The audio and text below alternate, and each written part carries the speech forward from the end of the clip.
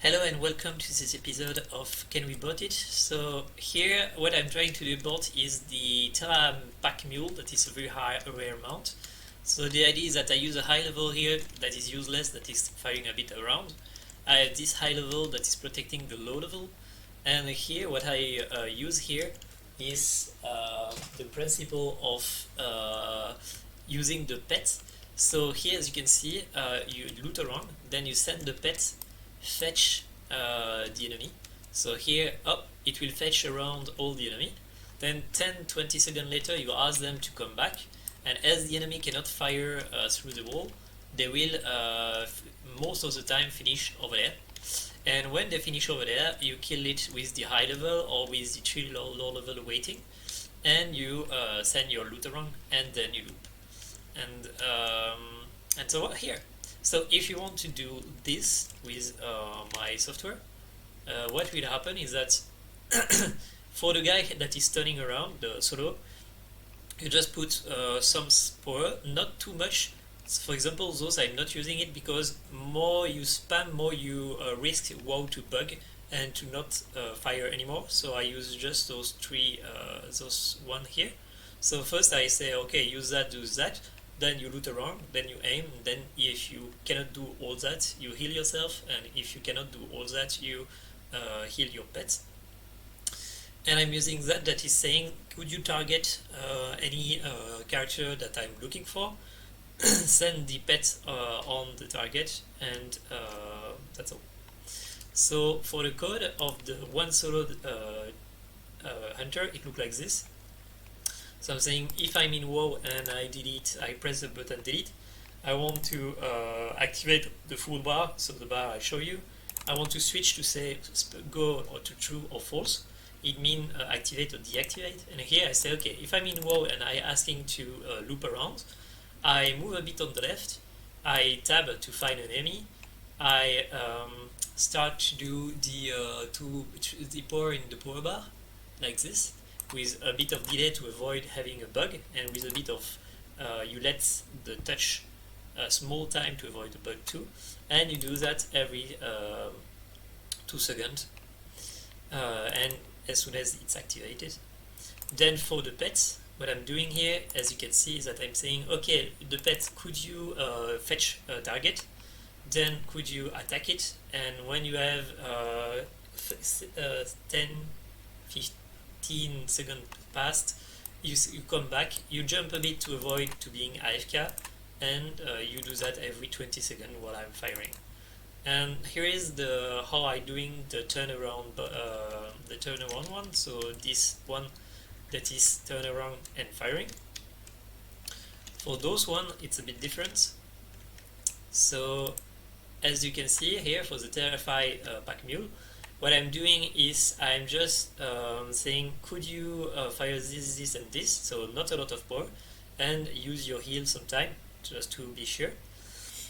And for the pet, what I'm doing is that I say, could you fetch the pet, could you attack with the pet, and could you heal and call it back, to be able to go fetch, and because he can die or he can disappear because he attacked too much, too far, stuff like this, and use the loot around. So for the code it looks like this.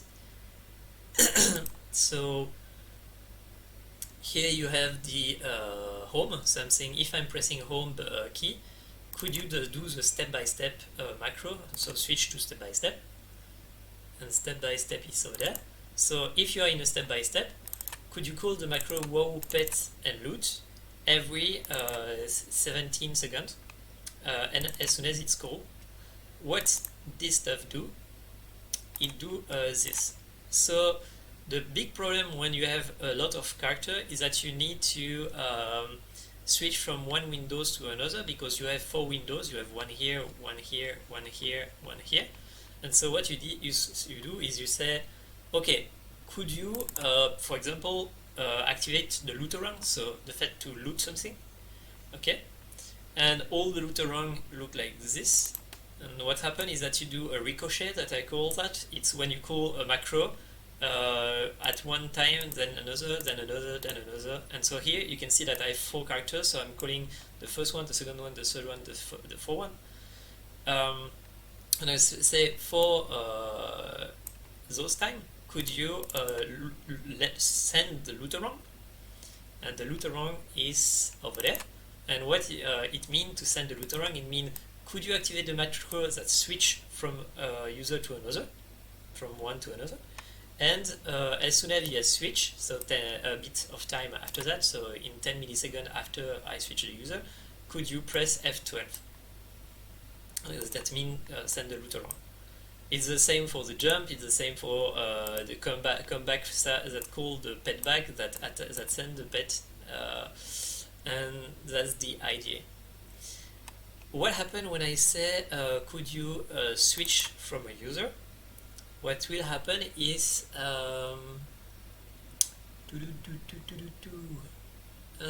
it will call switch switcher user that is over there. No. Switch user, it's a specific one. Yeah, here. So switcher user, it will call this stack do and go next player, and next player is the name of the stack. So what you can do in Open Macro Inputs is to do a queue with a macro in it, and like this, it allows you to do this and then go to the next macro and do this and go to the next macro and do this extra. So here it's what I'm doing. And as soon as I spend to the next player, I click on the screen, so to be able to say I want to go over there. So if we look at what it means stack next player, here I have something here that is called next player, and what it means is the first one it will be at this percent of the screen. Second one will be at this percent of the screen, this percent of the screen, this percent of the screen. So here it's not a focus where I focus the windows like I did in the past. Here it's just I click here, I click here, I click here, I click here. And as it's in the it's in a .stack file, it means that you can call it by calling this name. So every time you call this name, you can say go next and do, and go next and do, and stuff like this. For example, for healing here, I have another one that's attack, and then on the 5th time, it heals the character, for example. So yeah, this one, for example, next bar power, it will, instead of triggering all the power, every time you call it, it triggers one power, then the next one, then the next one, then the next one, then the next one. And like this, you stack a list of stuff to do one after another one. And so that's the idea. And as soon as you have all those stuff put around, you have your character doing what you see in the video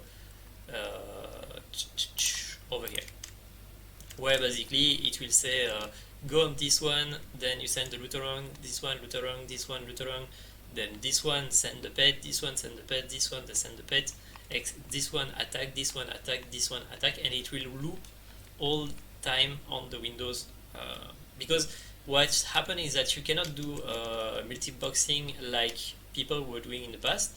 So in the past, people were sending the input in the windows through memory, and that allow you to control all the windows all the time without going from one to another.